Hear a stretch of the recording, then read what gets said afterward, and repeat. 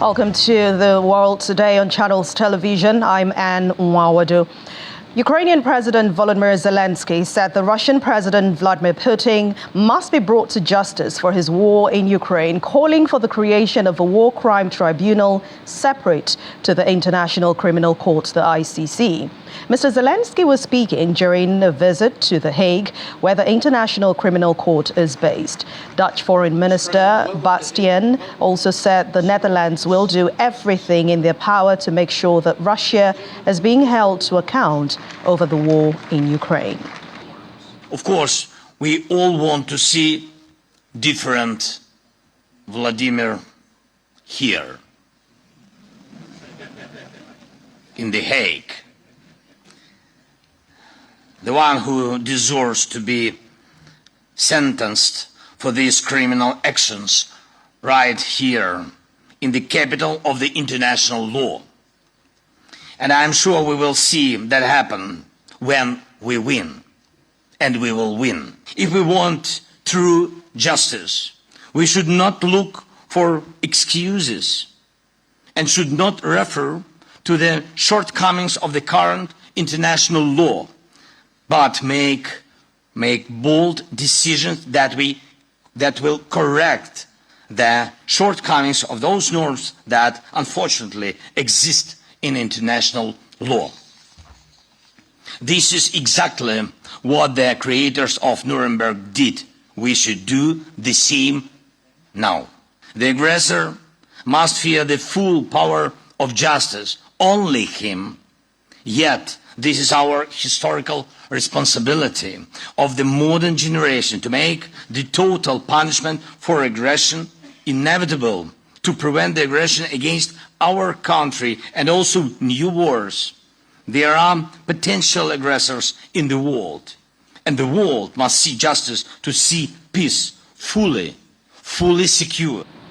EU Foreign Policy Chief Joseph Borrell called on Russia not to use what he called a drone attack on the Kremlin as an excuse for escalation in the war in Ukraine. Mr. Borrell added that the essential thing is to support the Ukraine military politically and economically. We call Russia not to use this alleged attack as an excuse to continue the escalation of the war. This is what worries us. What worries us is this can be used in order to justify more conscription of people, soldiers, more attacks to Ukraine. The most important thing that we have to continue doing is to support Ukraine militarily, politically, and economically. And the best solution for the war, the only solution for the war, is Russia stopping the attack and withdrawing their troops from Ukraine. U.S. Secretary of State Antony Blinken said he cannot validate Russia's accusation that Ukraine tried to assassinate the Russian President Vladimir Putin in a drone attack, but said that he will take anything coming from the Kremlin with a very large shaker of salt. Asked if the United States would criticize Ukraine if it decided on its own to strike back in Russian territory, Mr. Blinken said that those were decisions for Ukraine to make about how to defend itself. First, I've seen the reports. I can't in any way validate them. We simply don't know. Second, I would take anything coming out of the Kremlin with a very large shaker of salt. So let's see. We'll see what the facts are. And it's really hard to comment or speculate on this without really knowing what the facts are. More generally, as I've said and as we've said, when it comes to Ukraine, which is under daily assault, and not just its incredibly courageous military forces, but its citizens, its men, women, and children being assaulted on a daily basis by this Russian aggression, being bombed out of their homes, their apartments, and their streets, children killed, families torn apart. Well, we leave it to Ukraine to decide how it's going to defend itself and how it's going to try to get back the territory that's been seized from it illegally by Russia over the past 14 months and going back to 2014, back to then. Meanwhile, the White House has said that it was aware of reports that Russia accused Ukraine of attacking the Kremlin with drones to try to kill the President Vladimir Putin, but could not authenticate or confirm these allegations. The White House spokesperson, Karine Jean-Pierre, told reporters, according to her, we are aware of the reports but are unable to confirm the authenticity of them at this time. We are aware of the reports, but are unable to confirm the authenticity of them at this time, and so I don't want to get into speculation from here about what happened, but we are indeed aware of the reports. Since the beginning of this conflict, the United States is certainly not encouraging, enabling Ukraine to strike beyond its borders. We've been very clear from here about that. But again, I don't want to get into speculation from here about the authenticity of this report. So I'm just not going to speculate from here. I want to be super mindful here. Again, we've heard the reports, not something we want to, that we are able to confirm. Want to be incredibly mindful here. It is really too early to tell, as you asked me about the false flag, essentially. But obviously, Russia has a history of doing things like this. But again, I don't want to speculate. I don't want to get into hypotheticals from here. But we are just unable to confirm at this time. Also, the U.S. State Department has said it could not confirm the authenticity of Russian claims. U.S. State Department spokesperson Vedant Patel said that they were aware of the reports and they are closely monitoring the situation.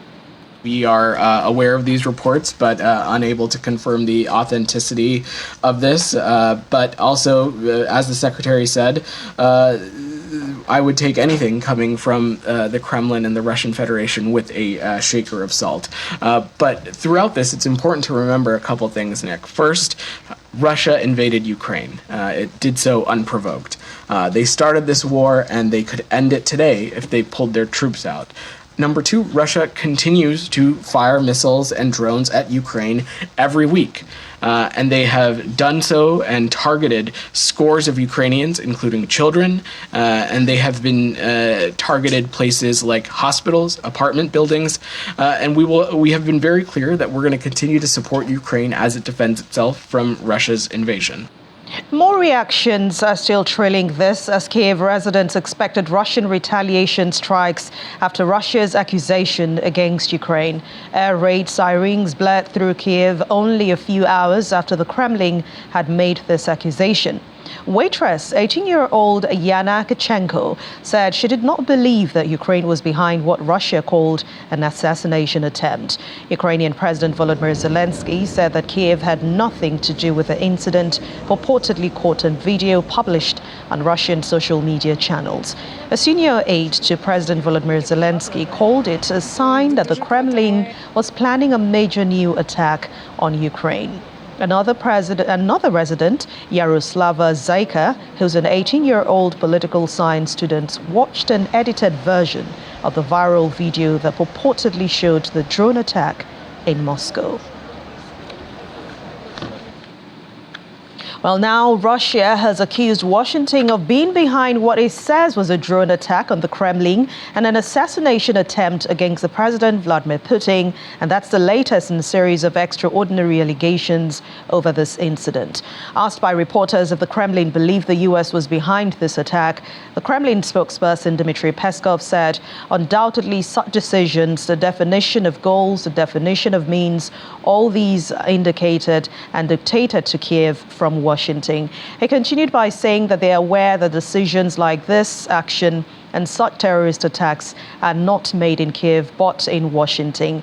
And they say that Kiev is already executing what it's told to do, and such attempt to disown this both in Kiev and in Washington are, of course, absolutely ridiculous.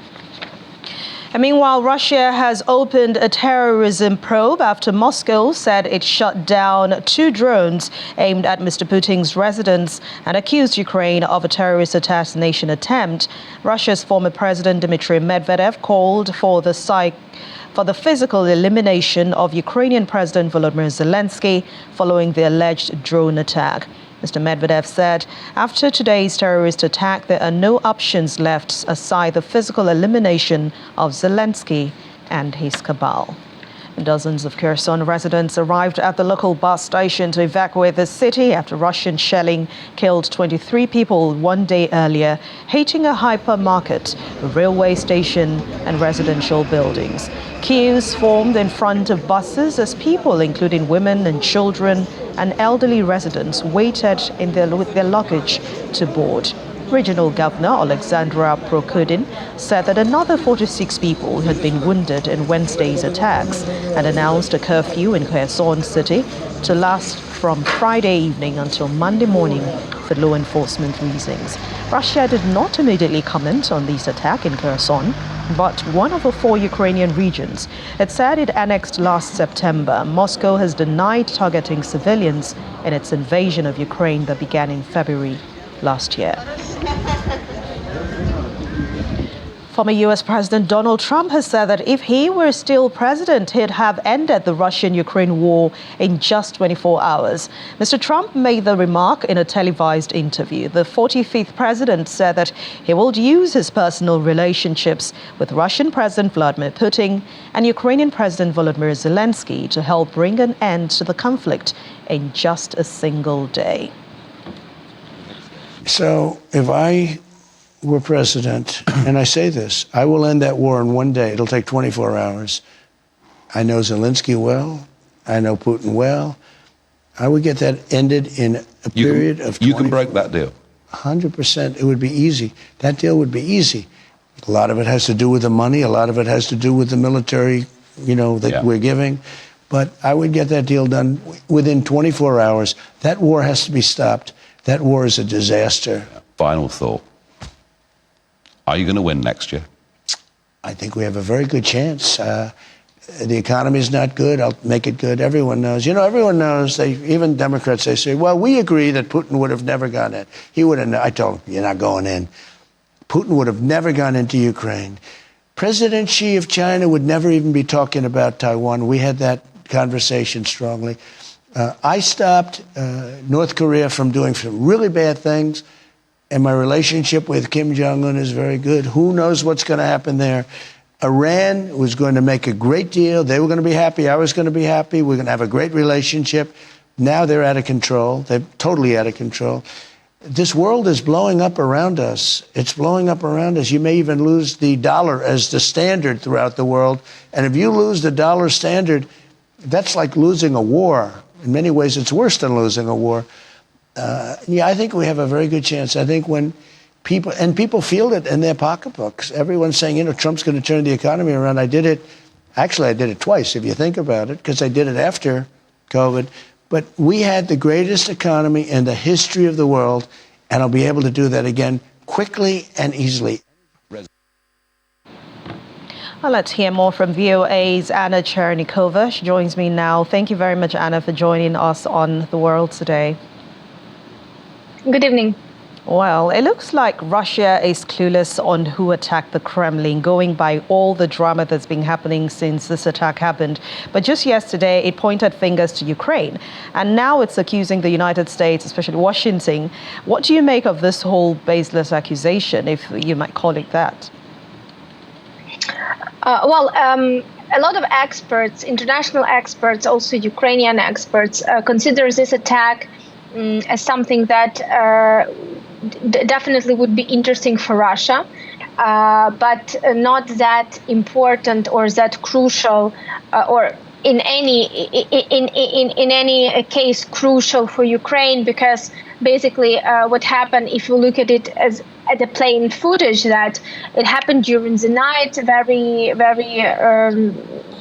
a lot of doubts if President Putin is there during this time. It happened kind of, if we're listening to Russian officials, Russia and Moscow particularly is very much protected with air defense. So it happened out of the blue with 2 drones attacking within like 15 or so minutes. And the explosion did not really create any damages. So basically, this looks very much like something that, again, there is no enough evidence, and this is difficult, of course, to say. So it's only what Russian side demonstrated, and commented. There is no evidence to analyze or get a conclusion of. But definitely it looks like something that, because what we see now is that Russia is trying to create this whole huge issue around this, and accusing first Ukraine, then US, and as you correctly said, changing their, acquisitions and positioning of their message around this incident. So basically, what we can see now is that Russia is using this incident very actively in order to create certain rhetorics. So it's really difficult, again, to analyze what really happened, because there is not enough facts and evidences. But a lot of experts believe that Russia would have been quite interested in something like this happening, especially considering the history of Russian, politics and actions. And we've seen a lot of similar things, unfortunately, happening on the territory of Russia when it was quite important for Russia for their narrative. So really very difficult to analyze and to say something for sure. But again, this is what's have been discussed in this past 24 hours in different sources. So we can just add some something to that. Well, Russia's foreign president Dimitri Medvedev has now called for the physical elimination of Ukrainian President Volodymyr Zelensky. I mean, we all know what that means following that alleged drone attack. Isn't this remark or an action of terrorism? Well, I think that such high politician and former president of a state saying things like this would definitely be considered as something that not appropriate for a person with this position, because Mr. Medvedev remains state representative of the Russian state and high official, and he had very very sharp, let's put it this way, messages introduced recently and in general during this full-scale invasion to Ukraine, but also before.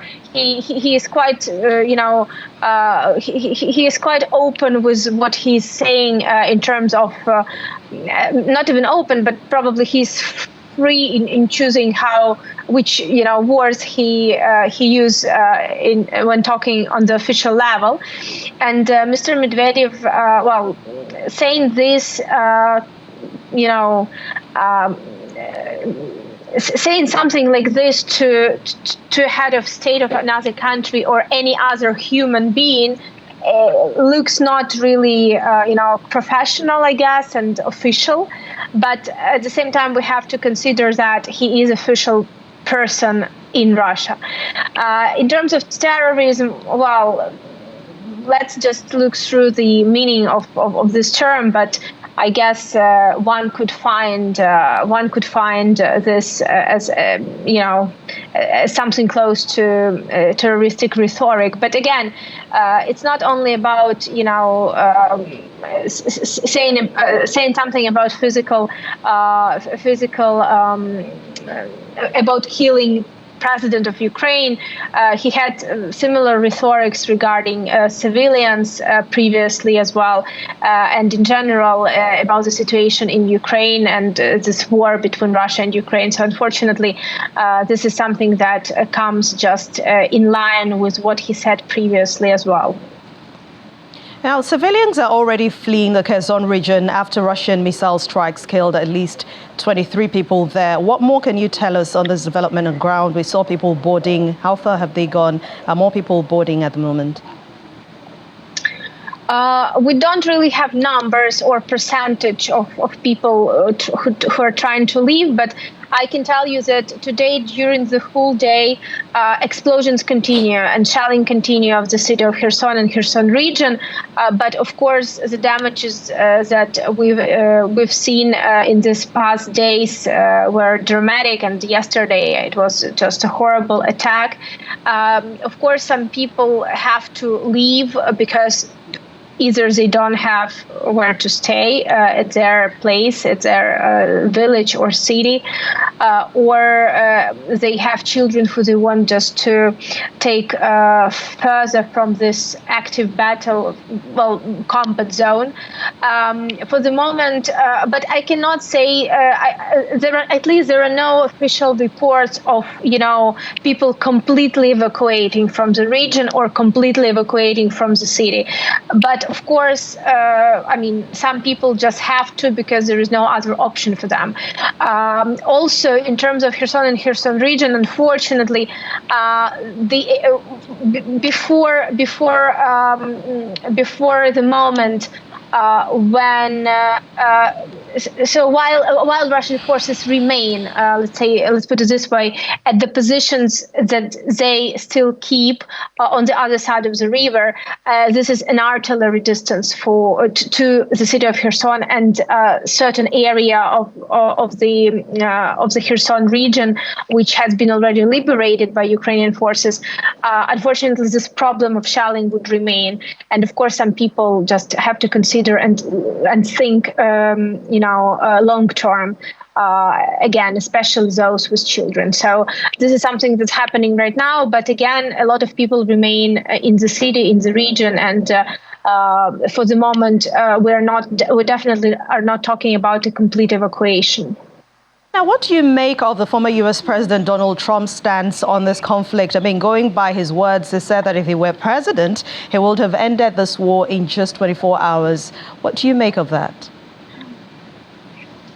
Well, it's very brave, I guess, to comment on this war, which is unfortunately ongoing for more than a year now, this full-scale, war, because, if we look at it, the war started in 2014, so it's 9 years.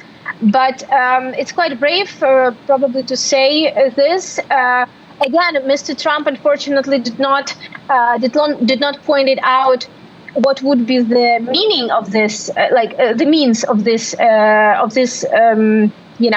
possibility to end war in 24 hours.